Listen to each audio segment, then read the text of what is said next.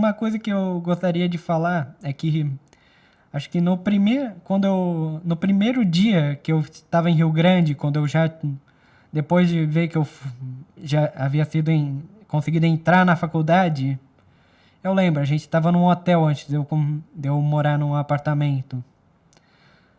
Eu lembro que eu desabei em lágrimas. Eu chorei muito. Por quê, Pedro? Mais uma para entender, mais porque eu entendi que uma fase da minha vida tinha acabado, que as coisas não seriam mais as mesmas. Que o ensino médio acabou, né? Sim. Que a proteção dos seus pais tinha ali se encerrado. Você poderia contar com eles, mas talvez não tão protegido como você era antes. Será que é isso? Especialmente porque eu tava no Rio Grande do Sul. Eu vou precisar parar um pouquinho, porque eu me emocionei bastante. Eu faço muito parte desse caso. E tem uma mamãe aqui nos bastidores com a gente assistindo, de uma criança pequena.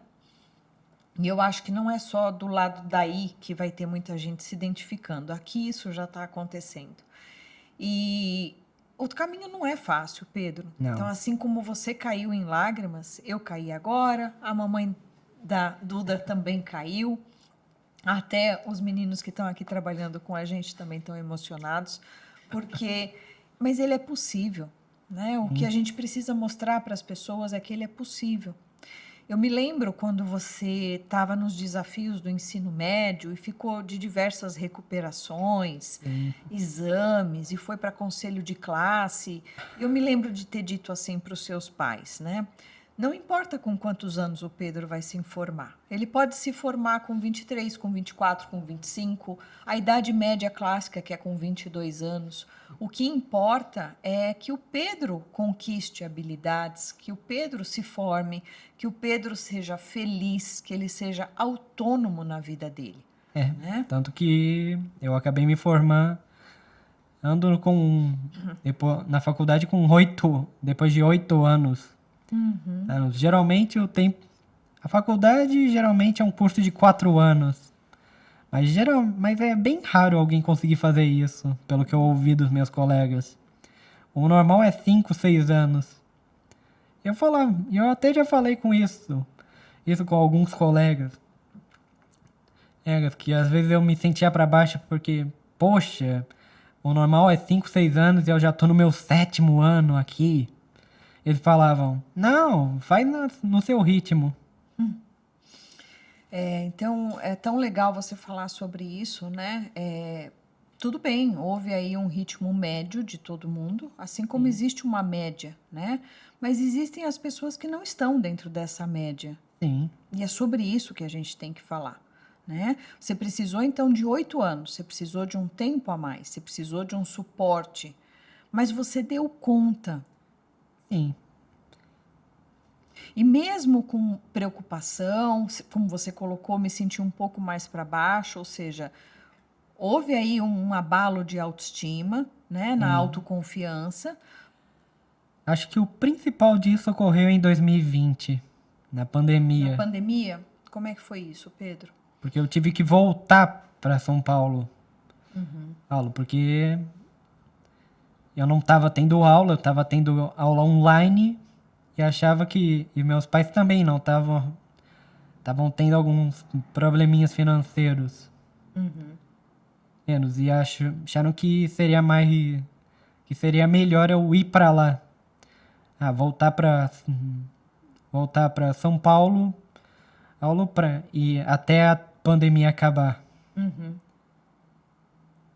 E foi um período desafiador para você? Sim, era. Especialmente porque eles tinham mudado de casa. Ou seja, eu estava num ambiente completamente novo e tinha essa sensação de fracasso. Porque eu pretendia só voltar quando eu me formasse.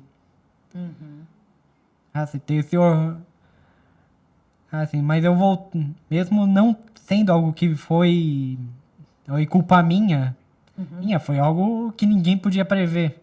Eu queria que vocês percebessem o quanto é rico, o quanto é importante da gente entender que aprender pela experiência também é uma via muito importante, né? Porque isso marcou muito ele. E aí você teve um reforço negativo, na verdade, né? No Sim. dia seguinte. É, Então teve que lidar com o cansaço, com o sono, com a preguiça, o baixo rendimento. exatamente. Então, é um comportamento que não tem uma tendência a aumentar a frequência, né? É um comportamento que tem uma tendência a diminuir a ocorrência. Porque não foi gostoso o dia Não, seguinte. especialmente porque eu pegava ônibus para ir para a faculdade. Nossa, mais difícil, né? Sim, Pedro, analisando o que você trouxe hoje, eu pude perceber que existe alguns pilares aí muito importantes. A autonomia, né? Um momento em que você aprendeu com o seu próprio erro, né? sim, A autoestima, que é um cristal muito importante da gente manter preservado dentro da gente, né? E o quanto a comunicação com o outro na sua vida, o quanto ele pode te ajudar, o quanto ele pode te tirar de uma crise depressiva, de uma crise de frustração, no momento que você está perdido e você precisa do exemplo do outro, sim. né? Então são 3 pilares muito importantes: autoestima, comunicação com o outro e autonomia. Você acha que isso, Pedro, realmente foi decisivo para você? Te tirou de dos momentos de crise ou da depressão? Ah, sim. E com certeza. Eu acho que eu não teria concluído meu TCC se não fosse por isso. O quanto é importante essa rede de apoio. Sim, E mesmo distante dos seus pais, Pedro, você também sempre soube que podia contar com eles? Você sentia essa segurança? sim, Tá. E mesmo se incomodando com esse tempo a mais de estudo, que acabou ficando de 8 anos, e abalou um pouco a sua autoestima, para sim. você ir superando isso, foi essa rede que eu acabei de colocar que te ajudou? Foi. Amigos, a comunicação com o outro e você se tornar cada vez mais autônomo. Sim, Tá. Pessoal, ficam aqui 3 dicas muito ricas quando a gente pensa em intervenção, em processos de tratamento e quando a gente pensa no autismo ao longo da vida, né? O quanto é importante que a gente instale isso desde a infância, que a gente treine a comunicação com o meio, comunicação com o outro, o expressar o que está sentindo, né? Que a gente cuide desse cristalzinho chamado autoestima, que a gente mostre o quanto vocês têm apoio da família, né? E o quanto errar dentro desse processo realmente vai acontecer. sim.